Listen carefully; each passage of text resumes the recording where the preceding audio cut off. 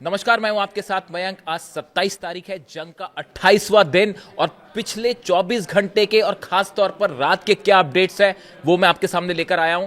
देखिए, सबसे बड़ी खबर इस जंग से जुड़ी हुई व्लादिमीर पुतिन का बेहद अहम बयान आया है और उन्होंने सीधा डोनाल्ड ट्रंप पर निशाना साधा है। देखिए, व्लादिमीर पुतिन की तरफ से कहा जा रहा है कि जंग करने वाले ये नहीं जानते कि जंग का अंजाम क्या होगा, आगे क्या होने वाला है। ये सीधा सीधा निशाना माना जा रहा है डोनाल्ड ट्रंप पे, अमेरिका के ऊपर। देखिए, शुरू से बात कही जा रही है कि बिना किसी प्लान के, बिना किसी एग्जिट प्लान के अमेरिका इस जंग में कूद गया। अब अमेरिका को यह समझ नहीं आ रहा है कि इस जंग से बाहर कैसे निकला जाए और जंग का अंजाम क्या होगा। यही बात पुतिन कह रहे हैं और देखिए, उन्होंने बिना नाम लिए सीधा डोनाल्ड ट्रंप पर निशाना साधा है। उन्होंने कहा है कि जंग करने वाले नहीं जानते कि अब आगे क्या होगा। यह सीधा संदेश है डोनाल्ड ट्रंप को। देखिए, दूसरी बड़ी बात उन्होंने कही है कि कोरोना जैसे हालात पैदा हो सकते हैं, वो भी चंद दिनों के अंदर। यहां पुतिन बता रहे हैं अमेरिका को और डोनाल्ड ट्रंप को कि ये जो आपने हमला किया है, इसका नतीजा पूरी दुनिया पर पड़ने वाला है और हालात वैसे ही गंभीर होंगे जैसे कोरोना संकट के दौरान थे। तीसरी बड़ी बात वो कह रहे हैं कि दुनिया की पूरी अर्थव्यवस्था अब तबाही की तरफ बढ़ रही है और उस पर सीधा असर हो रहा है। ये तीसरी बड़ी बात पुतिन कह रहे हैं। वो आगाह कर रहे हैं डोनाल्ड ट्रंप को कि पूरी दुनिया की इकोनॉमी प्रभावित होगी अगर आपने समय रहते हालात पर कंट्रोल नहीं किया। ये पहला मौका है जब व्लादिमीर पुतिन ने सीधा डोनाल्ड ट्रंप पर निशाना साधा है। अब देखिए, ये पुतिन की बात हुई। पुतिन अब क्यों नाराज हैं और पुतिन का क्या रोल हो सकता है, इसकी भी हम चर्चा करेंगे। लेकिन उसके पहले जिस तरह की खबरें आ रही हैं, आपने सब तरफ सुनी होगी कि अमेरिका एक ग्राउंड ऑपरेशन कर सकता है, खास तौर पर खार्ग आइलैंड को लेकर। खार्ग आइलैंड पर कब्जा करने की कोशिश हो सकती है। इस तरह की खबरें आपने तमाम प्लेटफॉर्म पर देखी होगी कि 82nd एयरबॉर्न यूनिट जो है वो भेजी जा सकती है। डेल्टा फोर्स, नेवी सील और रेंजर रेजिमेंट, ये सब वो स्पेशल टास्क फोर्स हैं अमेरिका की जो कि ऐसे ऑपरेशन को अंजाम देते हैं। अब ये सब के सब वहां भेजे जा सकते हैं, इस तरह की खबरें हैं और शायद मूवमेंट भी शुरू हो गया है। 91 की लड़ाई में, अफगानिस्तान में, इराक में, सब जगह इनका इस्तेमाल हुआ है, सील का भी और डेल्टा फोर्स का भी और रेंजर रेजिमेंट्स का भी।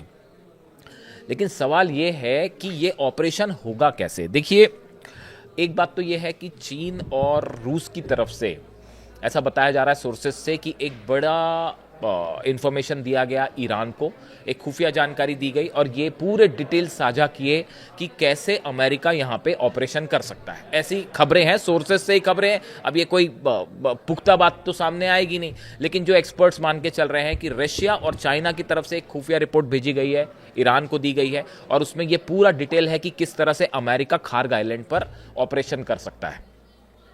अब देखिए, ये रिपोर्ट्स आने के बाद एक तो ईरान पहले से ही तैयार था खार्ग आइलैंड के लेकर, जो है मल्टी लेयर तैयारी कर रखी है ईरान ने। 6 लाख से ज्यादा सैनिकों का मूवमेंट हो रखा है ईरान में, जिनका फोकस अब पूरी तरह से हॉर्मुज पर है और खार्ग के आसपास है। टोटल सैनिकों की संख्या तो बहुत ज्यादा है, अगर आप सब मिला लें तो वो कहीं ज्यादा पहुंच जाएगी, 15 लाख से ऊपर पहुंच जाएगी। लेकिन 6 लाख फोर्सेस ऐसी हैं जिन्हें सीधा खार्ग और हॉर्मुज पर फोकस करके ऑपरेशन के लिए तैयार रखा गया है। अबू मेहदी जो मिसाइल है, एंटीशिप मिसाइल्स, वो सब आइलैंड्स पर तैनात कर दी गई कि अगर किसी तरह का ऑपरेशन होता है, अमेरिकन जहाज आते हैं तो उनको निशाना बनाना है। इसके अलावा जितनी छोटी वाली बोट्स हैं ईरान की, जो कि बेहद ही अहम साबित होगी अगर किसी तरह का ग्राउंड ऑपरेशन होता है, सैकड़ों की संख्या में ईरान ने ये बोट्स अपने आइलैंड्स पर लगा रखी है। इसके अलावा लॉन्ग रेंज बैलिस्टिक मिसाइल्स हैं, वो पहले ही लगी हुई है कि अगर दूर से हमला करना हो। यानी आप देखिए, 4-5 लेयर पर जो है ईरान ने अपनी तैयारी कर रखी है। इसीलिए आरजीसी कह रही है, सेना कह रही है अमेरिका को, डोनाल्ड ट्रंप को कि भेजो, आप अपने सैनिक भेजो, हम स्वागत के लिए तैयार हैं। वो यहां आएंगे तो, लेकिन यहीं उनकी कब्र बना दी जाएगी, हम वापस नहीं जाने देंगे, ये ईरान की सेना का कहना है। अब देखिए, इन सब के बीच में जो एक तो इस तरह की खबरें हैं, लेकिन आप इसके अंदर का एनालिसिस समझिए कि कैसे ये आखिर डोनाल्ड ट्रंप चाह क्या रहे हैं। देखिए, ये जो खार्ग आइलैंड है, अगर आप इसकी लोकेशन समझें तो ये हॉर्मुज से, स्ट्रेट ऑफ हॉर्मुज से करीब 400-450 किलोमीटर का डिस्टेंस है। जो स्ट्रेट ऑफ हॉर्मुज है, जो बंद है इस समय, उससे करीब 400-450 किलोमीटर इसका डिस्टेंस। बात नंबर एक। बात नंबर दो, ये 8 किलोमीटर लंबा है और 5 किलोमीटर करीब इसकी चौड़ाई है। अब यहां पर अगर किसी भी तरह का ऑपरेशन अमेरिका करता है तो वो कैसे होगा? वो जहाजों से जाके करना मुश्किल है, क्योंकि ईरान ने बिछा रखी है वहां पे बारूदी सुरंगें। स्ट्रेट ऑफ हॉर्मुज में भी बिछ गई है सुरंगें, और खार के आसपास भी, जो कल की खबरें अपडेट थी, खार के आसपास भी कई बारूदी सुरंगें बिछा दी गई हैं। अब देखिए, समंदर का जो इलाका है खार के आसपास, उसमें जो है वो सी माइंस लगा दी गई हैं, यानी कि वो माइंस जिसपे अगर कोई भी जहाज निकलेगा तो वो धमाका हो जाएगा। और already anti ship missiles Iran की हैं, तो यहां किसी भी जहाज को भेजना बेहद मुश्किल है। आप देखें, अब्राहम लिंकन काफी डिस्टेंस पर है, बताया जा रहा है उस पर भी जिस तरह से बैलिस्टिक मिसाइल्स हमले हुए, उसमें क्या नुकसान हुआ नहीं हुआ वो भी कुछ कंफर्मेशन नहीं है। जेराल्ड आर फोर्ड वापस जा चुका है। अब ऐसे में यूएसएस ट्रिपोली जो आया है वो कितने डिस्टेंस तक जा पाएगा, और अगर वो करीब जाता है, जैसा कि ईरान की सेना कह रही कि आप थोड़ा सा करीब आइए फिर हम बताते हैं, पता चला उस पर एक साथ 20-30 मिसाइल्स बरस जाए तो फिर क्या होगा? तो इस पूरे इलाके में शिप्स भेजकर किसी भी तरह का एक्शन करना, वो प्लान ऑलमोस्ट फेल हो चुका है। तो फिर अब कैसे एक्शन होगा? अमेरिका अपने जहाजों से पैराट्रूपर्स भेज सकता है।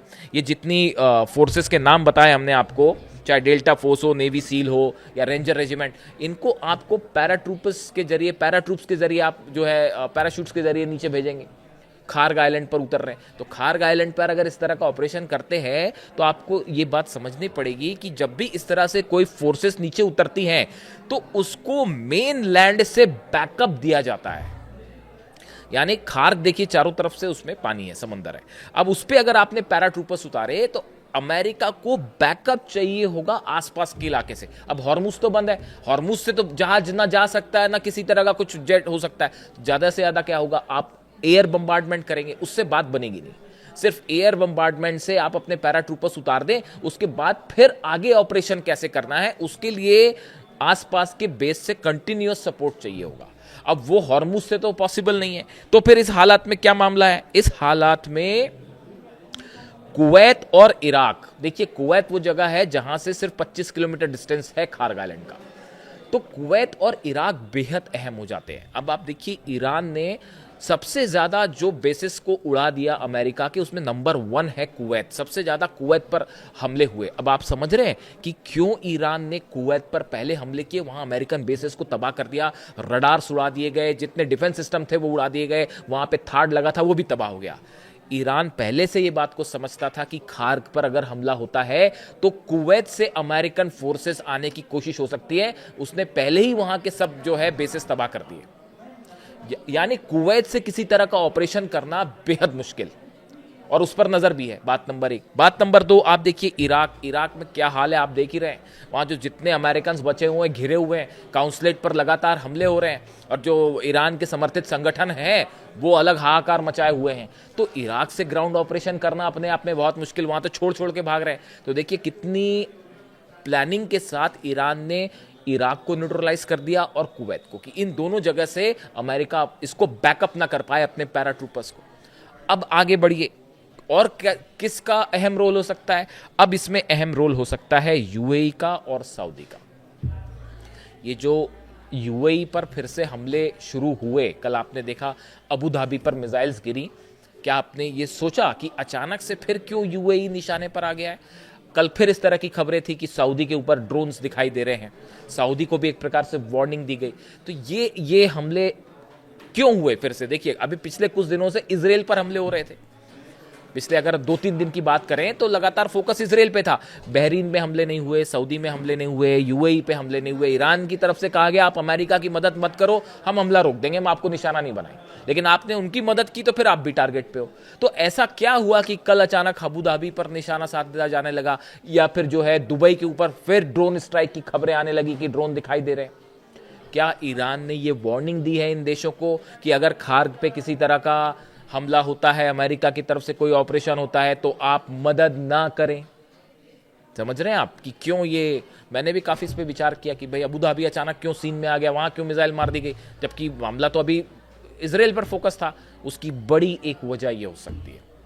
दूसरी चीज, इंफॉर्मेशन मैंने आपको पहले ही कहा, चाइना से और रशिया से जितनी खुफिया इंटेलिजेंस जानकारियां हैं वो सब ईरान तक जा रही हैं कि कौन सा देश किस काम में मदद कर रहा है।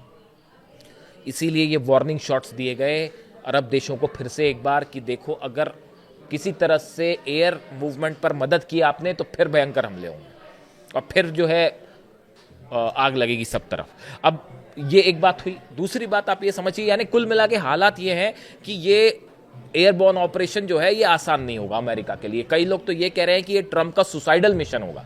यहां पे अगर आपने भेज दी सेना तो फिर ये हालत है कि फंसना तय है।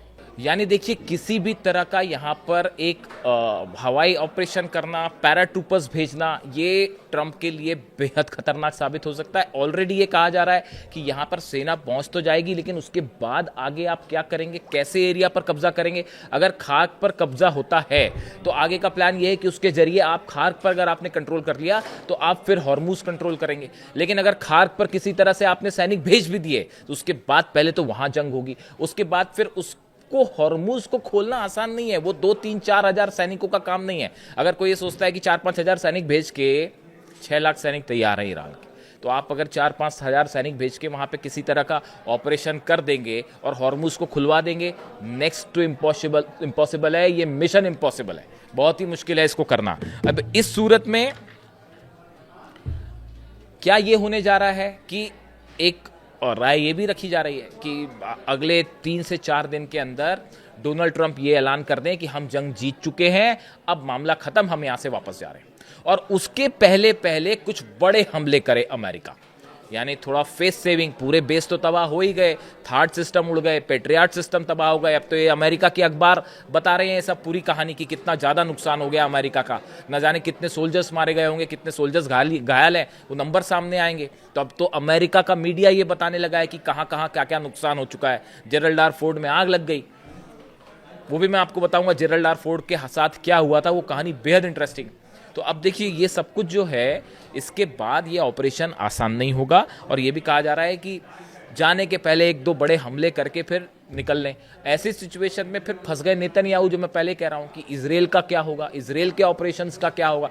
इजराइल में तो लगातार हमले हो रहे हैं, चाहे तेल अवीव हो, हाइफा हो, डिमोना हो, सब जगह हमले हो रहे हैं। ऐसी सूरत में इजराइल में वो तबाही देखी जा रही है जो इतिहास में पहले कभी नहीं देखी गई, और ये बढ़ने की संभावना है, कम होने का कोई चांस नहीं। ईरान की सेना ने कह दिया है कि हमारी शर्तों पर अब ये जंग लड़ी जाएगी, हम तय करेंगे जब तक ये जंग चलेगी। और जब तक दुश्मन को ये एहसास नहीं करवा दिया जाता कि ये बार बार हमले करना और सीज फायर करना ये कितनी बड़ी गलती है, जब तक ये बात हम समझा नहीं देंगे तब तक जंग चलती रहेगी।